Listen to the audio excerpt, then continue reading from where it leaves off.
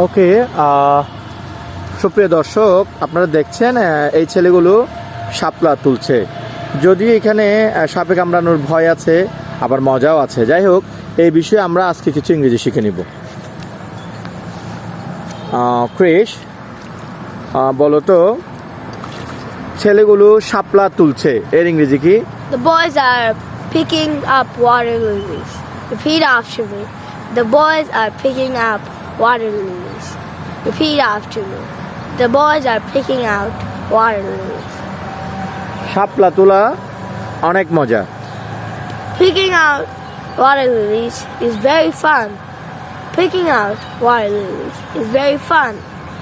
Picking out water lilies is very fun. এখানে সাপে কামড়ানোর ভয় আছে।